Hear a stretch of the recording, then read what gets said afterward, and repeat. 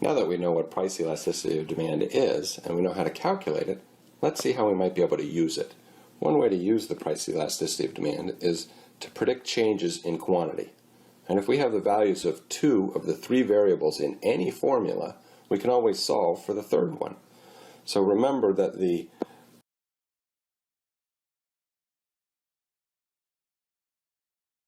elasticity of demand is equal to the percentage change in quantity divided by the percentage change in price.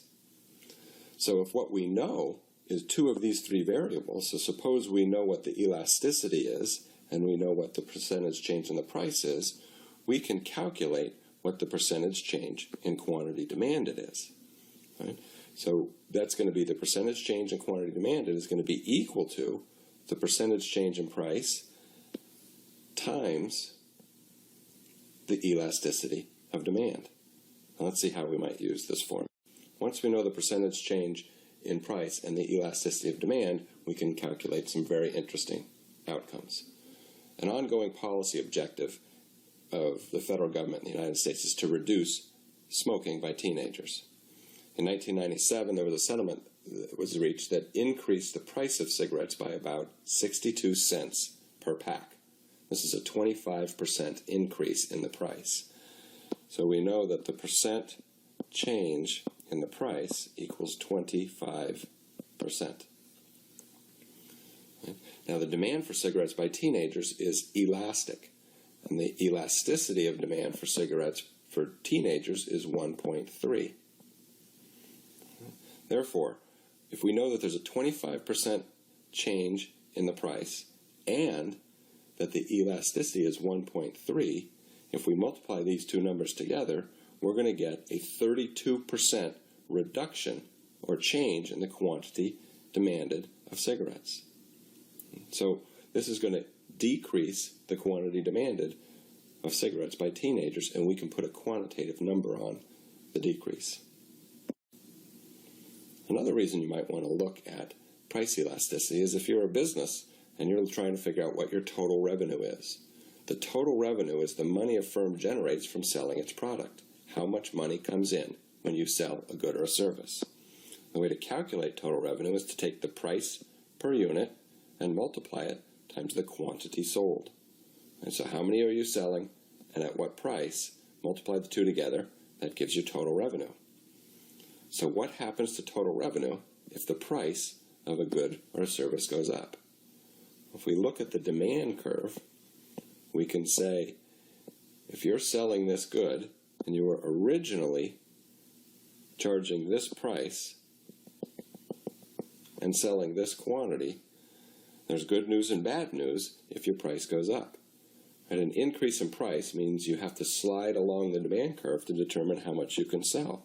So we can say the good news is the price of everything you're selling is higher. The bad news is you're selling less. So what's the impact on total revenue?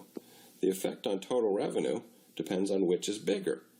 Does the price go up more or does the quantity go down more?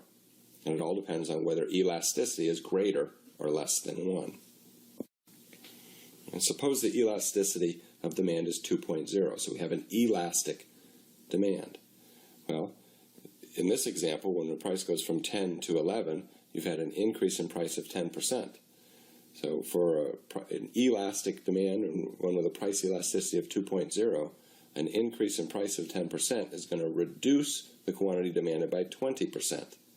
So if the quantity was 100, it's now 80. Total revenue goes from 1,000 down to 880. Remember, to calculate total revenue, you just multiply the price times the quantity. So total revenue falls for an elastic demand. What about an inelastic demand? Now, if the price elasticity is 0.5, here we've got a 20% increase in price, but only a 10% decrease in the quantity demanded. So we can see that total revenue is going to rise. So when we look at the effect of a change in the price on total revenue, we need to know what the elasticity of demand is.